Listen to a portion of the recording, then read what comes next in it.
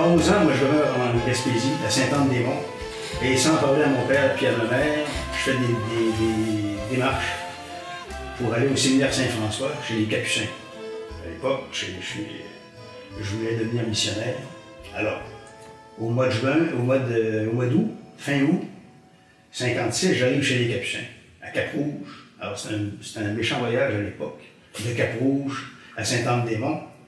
Et puis là, je fais mon élément français jusqu'au milieu de rhétorique. Puis je joue au hockey sur la première ligne, je suis un bon joueur de hockey. Et c'est là qu'en fait, j'ai l'habitude de dire que c'est là que j'ai tout appris. Parce que 7 jours par semaine, on étudiait 7 jours par semaine. On faisait du sport, on faisait du football, du hockey, on faisait du théâtre. J'ai été directeur du journal, c'est là que j'ai pris la piqûre du journalisme. Et au milieu de rhétorique, ben là, je me suis rendu compte que j'avais perdu la vocation. Alors je suis allé, mes parents demeuraient à ce moment-là, je suis allé au collège de Jonquière pour finir les philo. Et je m'étais dit, je voulais devenir journaliste. Sauf que je me suis dit, il faut que j'aie un peu de connaissance de ce que c'est le milieu de travail. Alors j'ai été fonctionnaire au ministère des Transports. Il fallait que je vérifie une colonne pour voir si l'autre colonne était correcte, était semblable. Et c'était proprement abrutissant, ce genre de job-là. Puis je me mettais des objectifs personnels parce que je serais devenu fou, je pense. Alors je me disais, bon, 900 dans ma journée, après ça c'était 1000, après ça 1500. Mais à un moment donné, il y avait un vieux bonhomme qui fumait la pipe, qui portait le même nom que mon grand-père, Philippe Rioux. Il vient me voir. Il dit, toi, Michel Rioux, là, tu ne seras pas ici tout le temps. Tu vas faire d'autres choses dans la vie. J'ai dit, ouais. Mais il dit, tous ceux qui sont ici, là, ils sont ici pour tout le temps. Ce qui fait que toi, quand tu en fais 1500 dans ta journée, puis que nous autres, on en fait 400, 500, c'est pas bon pour le groupe. Ça fait. Là, j'ai compris qu'on ne peut pas se sauver tout seul. Comprends-tu? On ne peut pas se sauver tout seul, puis on ne peut pas faire comme si le groupe n'existait pas. Comme si le collectif n'existait pas. Moi, j'étais dans une démarche de survie individuelle. Tu sais, je me donnais des objectifs pour me stimuler, mais c'est sûr que si j'avais eu comme perspective de vie de faire 40 ans dans cette job-là, je me serais modéré les transports. Alors ça, c'est une leçon de vie que j'ai eue. Ensuite, j'ai vendu de l'assurance. Mon père était agent d'assurance. J'ai fait un peu d'assurance. Après ça, je me suis fait engager à la boulangerie Vaillancourt, dans Saint-Malo, à Québec. J'étais préposé, au début, préposé au hot dog de nuit. au pain hot dog de nuit. Puis après ça, on m'a mis à la Tire Sainte-Catherine. Mais à ce moment-là, mon année de travail, tu sais, que je voulais faire, ça s'est terminé. Je suis allé poser ma candidature au Journal Le Soleil.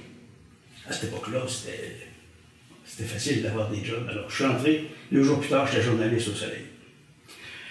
Ça a duré 6 mois. J'étais correspondant, j'étais devenu chroniqueur syndical. Alors, il y avait une grève dans un poste de radio qui s'appelait CKCV à Québec, qui était propriété de M. Baribeau, qui faisait des outils en bois. Baribeau Craft, des cure-dents, etc., à Lévis, qui était un grand ami du colonel Gilbert, propriétaire du Soleil. Alors, il y avait un conflit là. J'étais allé au Conseil du travail de la FTQ, et il y avait une résolution qui avait été prise pour appuyer les grévistes de CKCV. J'ai téléphoné au propriétaire qui n'a pas voulu me donner d'entrevue. Alors, je suis arrivé avec mon article, et puis le chef de pupitre, il dit, Rio, la compagnie, qu'est-ce qu'ils disent? Ben, j'ai dit, ils ne veulent pas parler. Ben, il dit, s'ils ne veulent pas parler, il n'y aura pas d'article. Ben, j'ai dit, écoutez, je ne sais pas, moi, j'ai dit, je ne suis pas chroniqueur patronal, je suis chroniqueur syndical. Le lendemain, j'étais chroniqueur municipal à Charlevoix, puis 3 jours plus tard, j'étais congédié. Alors, pendant 2 ans, j'ai été pigiste. J'écrivais des articles dans le Maclean, dans le Petit Journal, bon, des choses comme ça. Et ensuite, je suis entré au ministère des Affaires intergouvernementales. Quand Jean-Jacques Bertrand est devenu premier ministre après la mort de Daniel Johnson, la position du Québec face à Ottawa, on s'est plutôt mis à plat ventre que debout. Et moi, il y avait Laurent Laplante, qui était le rédacteur en chef du Journal d'Action, l'ancienne Action catholique. Et il m'a fait une approche, alors je suis allé travailler à l'Action. J'ai été là pendant 1 an. Quand Québec Presse a été lancé en 69, j'étais à Québec, puis c'est Gérald Godin et Jacques Blé qui m'avaient rencontré. Et puis je suis devenu chroniqueur à Québec pour le journal Québec Presse. Puis quelques mois plus tard, en novembre 69, je suis entré à la CSN, au service d'information. Puis j'étais là 30 ans.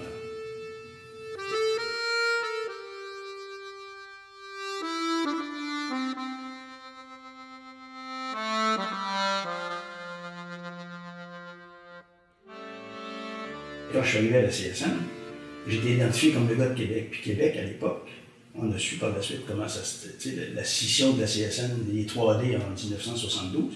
Moi, je l'ai identifié québécois, donc à droite. Alors, c'était très froid comme réception, mais à un moment donné, après quelques mois, ils se sont rendus compte que la réputation qu'ils m'avaient faite n'était pas correcte, puis j'ai vécu des choses fort intéressantes avec ce monde-là.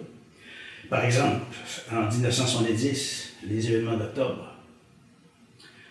Les événements d'octobre, le seul endroit qui était encore vivant le matin où Pierre Laporte a été trouvé mort dans le coffre de Tours, c'était la CSN. On a organisé une conférence de presse au Milan Saint-Denis avec le président de la CSN, Marcel Pépin, le président de la FTQ, Louis Laberge, Yvon Charbonneau, président de la CEQ, Claude Ryan et René Lévesque, pour dénoncer cette mort-là et inviter le gouvernement à négocier.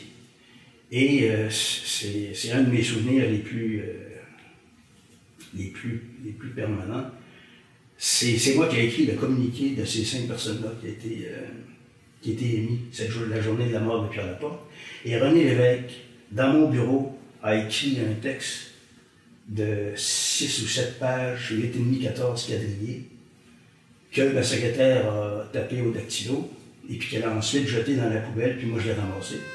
Puis j'ai toujours ce texte-là écrit par René Lévesque le jour de la mort de Pierre Laporte.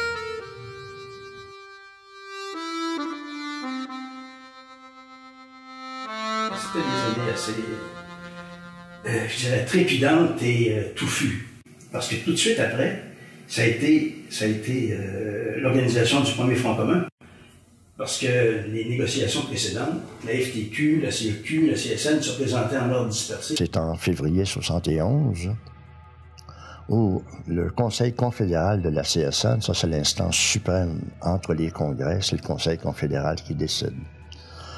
Là, la FAS, la Fédération des affaires sociales du temps, avec Norbert Rodrigue qui en était le président, Et le syndicat des fonctionnaires provinciaux, c'est Jean-Paul Breleux qui était le président.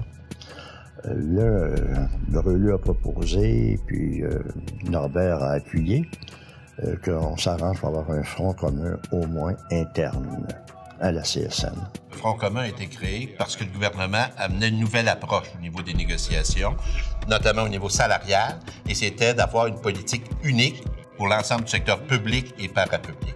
C'était de voir avec nos camarades de la FTQ et de la CEQ à l'époque, les enseignants, si on pouvait pas mettre sur pied un front commun pour avoir une seule et une table de négociation où on regroupait les 210 000 travailleurs du secteur public et parapublic à l'époque.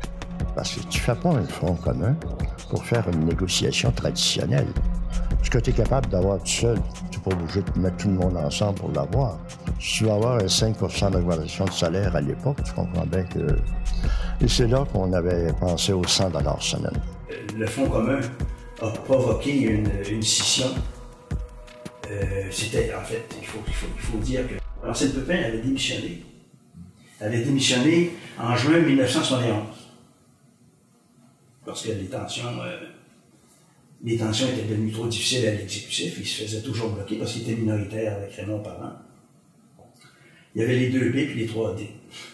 Raymond Parent, Marcel Pépin, Daigle, Dion, Dalpé. Bon. Alors, il annonce qu'il va quitter la présidence au Conseil confédéral d'octobre 71. En tout cas, moi, j'ai travaillé au corps pour qu'il reste. Et c'est à ce moment-là qu'on écrit le manifeste qui commence. Le premier, c'est en septembre. Il n'y a plus d'avenir pour le Québec dans le système économique actuel. Le Conseil confédéral donne mandat à l'exécutif de poursuivre le travail. Un mois plus tard, le 4 octobre, fête de Saint-François d'Assise, le document est livré au Conseil confédéral. C'est un standing ovation incroyable. Puis on s'en va dîner au Mont-Royal Barbecue. C'était avec Marcel Pépin. Puis le groupe des 3D sont arrivés. Puis là, Dalpé est venu nous voir. Dalpé avait toujours eu dans la tête de devenir président. Dalpé avait sa lettre d'acceptation de la présidence dans sa poche. Au retour, Marcel Pépin, il dit j'aurai une déclaration à faire. Je reste. Oh là là. La déconfiture. Puis là, on est en octobre 71. L'histoire des 3D, c'est en mai 72. Alors, les 3D ont ruminé leur défaite parce que si Pépin partait, c'est sûr que la CSN qu'on connaît 50 ans plus tard serait plus pareil. Ça aurait été très, très, très différent. Il faut dire que le trésorier Jacques Dion, le vice-président Paul-Émile Dalpé étaient des militants du Parti libéral. Alors, le Parti libéral étant attaqué de front par la CSN, il n'était plus capable de rester là. Puis les positions progressistes que Marcel Pépin prenait. C'est sûr que le Conseil central de Montréal était identifié comme celui qui sème le bordel. Parce que Chartrand, Conseil central de Montréal.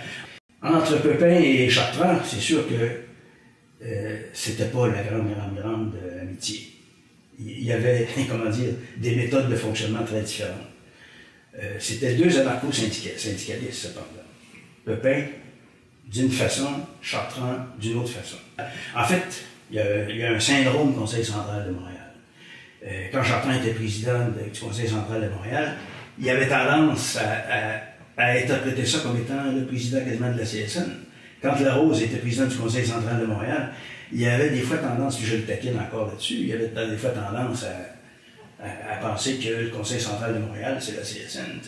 Ça, c'est un syndrome un peu montréalais. Notre ami Duplessis, l'ami du peuple, il disait « J'aime pas les syndicats, si vous faites la grève, je vais vous mettre en prison. » Moi, il n'a pas manqué à peu près une dizaine ou une quinzaine de fois, je ne sais pas. Puis le Trudeau, ben lui, il m'a fait un petit 4 mois tranquille.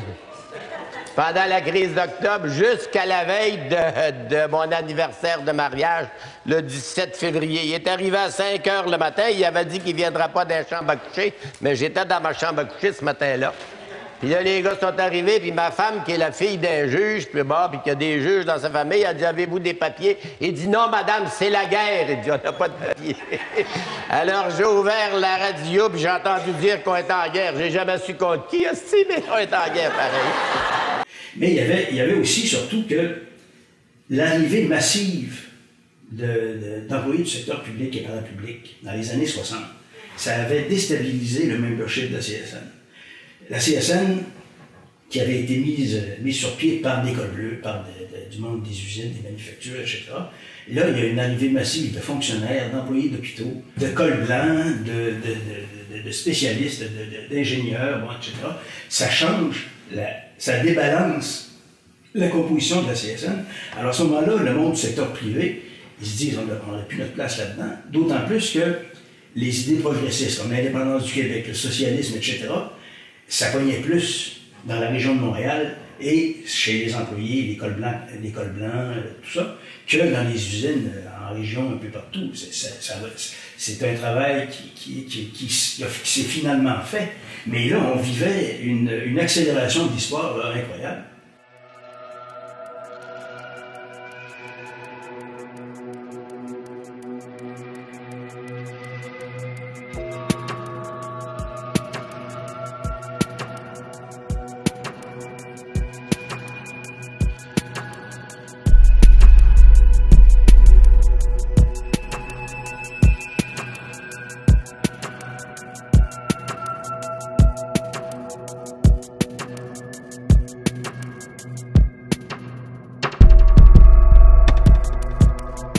Donc, ça a créé des tensions, puis bon. Il y a eu aussi à ce moment-là un phénomène, c'est-à-dire les trois centrales ont publié des manifestes. On était très, très militants, très à gauche. À CSN, c'est moi qui a tenu la plume qui a fait des réécritures, c'est-à-dire Ne comptons que sur nos propres moyens, qu'on a publié le 4 octobre 1971. Ensuite, la CEQ a publié l'école au service de la classe dominante. Et 6 mois plus tard, la FTQ a écrit l'État louage de notre domination. C'est Frenette, je pense, qui avait écrit ça. Ça pouvait plus marcher. Donc, j'ai eu une rupture.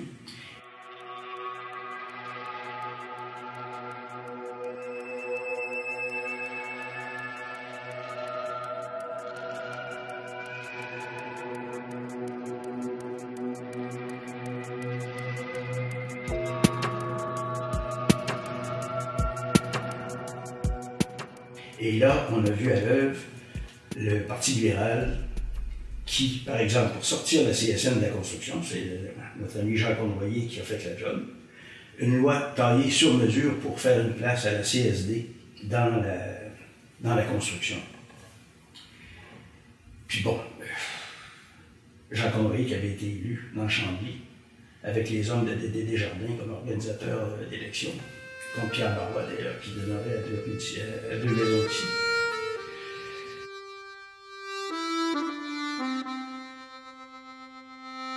Le moyen qu'ils n'utilisent pas suffisamment, les organisations syndicales, c'est l'opinion publique. La bataille de l'opinion publique. Mais à l'époque, on était des provocateurs d'opinion.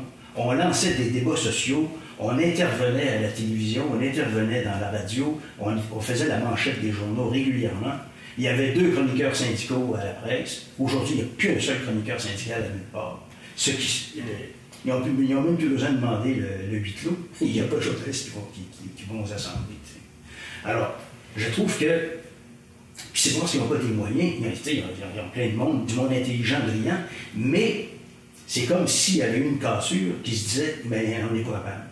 Moi, je pense qu'il faudrait qu'ils reprennent le débat, qu'ils lancent le débat, les débats dans la société. Il y a plein de tribunes qui peuvent être utilisées pour lancer des idées, pour que ces idées-là soient reprises. Par exemple, les pages Idées du devoir. Les pages Idées du devoir, le devoir, c'est un tirage 30 000, 55 000 en fin de semaine. Mais c'est lu par ceux qui fabriquent par la suite l'opinion. Donc, il ne faut pas mésestimer la force d'un outil comme ça. Et s'il y avait une force d'entraînement, davantage participer, écrire dans les pages du devoir, c'est des idées qui sont là, qui ensuite essaiment un peu partout.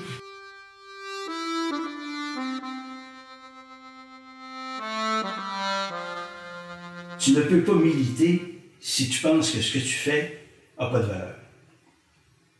Et la nécessité pour un militant, c'est de savoir que ce qu'il fait s'inscrit dans une action plus large sur une trajectoire historique qui s'appelle la défense du bien commun, la défense des hommes et des femmes, la promotion de la liberté, la promotion du droit de parole, la promotion de la dignité.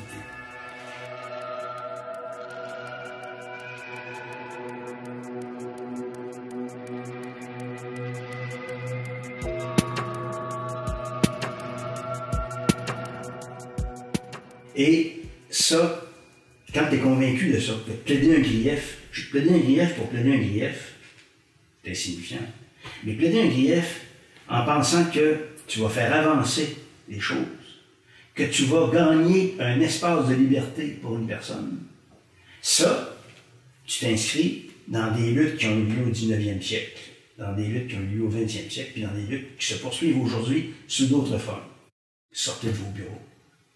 Sortez de vos bureaux, allez sur le terrain, allez faire de l'information corps à corps, allez convaincre vos camarades, vos collègues de travail, dans les milieux de travail, dans les cafétérias, à la sortie de l'usine, allez parler avec le monde, allez défendre les points de vue, les forces de progrès. Le monde ne devient pas connaissant par la force des choses. Il faut une démarche militant, puis c'est ça être militant, c'est d'aller voir l'autre, ton collègue de travail, puis d'entreprendre le débat, puis d'élargir le cercle de ceux qui savent pourquoi ils vivent, de ceux qui savent pourquoi il faut transformer les choses. C'est ça qui est important. Parce que sinon, la société est organisée, mon cher, pour que, c'est le vieux principe des Romains, hein, panem et circenses, du pain et des jeux. Le travail militant, c'est d'être sûr que ce qu'on fait est utile. Moi, il y a une phrase de Gramsci, fondateur du Parti communiste italien, avec laquelle je suis en total désaccord et que je cite souvent. Gramsci disait « sans espoir, mais avec conviction ». C'est démoralisant terriblement, ça. Tu le fais, tu sais que ça ne changera rien, mais tu le fais. En 1974, l'Auto-Québec avait un slogan qui disait « Un jour, ce sera ton tour ». Ben moi, j'avais fait un slogan pour la CSN « Un jour, ce sera notre tour ». Parce que ton tour, c'est ce qui nous frappe actuellement, c'est l'individualisme, le chacun pour soi, un sauvetage personnel, alors que le nôtre, c'est le nous, le monde ordinaire qu'on avait inventé en 1971. Nous, le monde ordinaire, si nous, on est le monde ordinaire, il y en a qui ne sont pas du monde ordinaire, il y en a qui sont les nous-qui puis les qui-nous. Tu sais. Comme un militant à cette île, en 72, avait inventé ça. Nous qui souffrons, nous qui travaillons, nous qui sommes exploités, qui nous exploite, qui nous fait souffrir, les nous-qui puis les qui-nous. Je pense que la première chose à faire pour un militant, c'est d'abord de savoir de quoi il parle, de connaître les grands enjeux. Tu sais. Par exemple, de lire, de s'informer. Le livre de Alain Delot sur les paradis fiscaux, quelqu'un qui passe à travers ça, il est organisé pour avoir un débat avec n'importe quel capitaliste. Tu sais. Le livre que Stéphane Paquin de l'ENAP, un de mes collègues du collectif pour la social-démocratie, vient de faire, Social-démocratie 2.0, où il fait une comparaison entre le Québec et les pays scandinaves, Finlande, Suède, Norvège, Danemark, et où il fait la démonstration avec d'autres que ces pays-là, sociaux-démocrates, transcendent les économies néolibérales, et on est, ici au Québec, le seul coin en Amérique du Nord qui a des ressemblances certaines avec ce qui se passe dans ces pays scandinaves-là. C'est les plus hauts taux de syndicalisation dans le monde, hein? Sauf si on fait exception de la Belgique, qui a 90%, mais là, c'est quasiment 100% de la masse ouvrière qui est syndiquée. Ici, c'est 40%. Alors, ça fait la démonstration que le syndicalisme n'est pas un empêchement à l'enrichissement collectif, n'est pas un empêchement au progrès d'une société. Au contraire, ça devient un vecteur de progrès, comme ce l'est dans ces pays-là. Puis comme ce l'est ici au Québec, où à 40% de syndicalisation, ça se compare à 8-9% aux États-Unis, puis à 29% dans le reste du Canada. Mais ça transpire aussi dans les politiques sociales qu'on s'est données.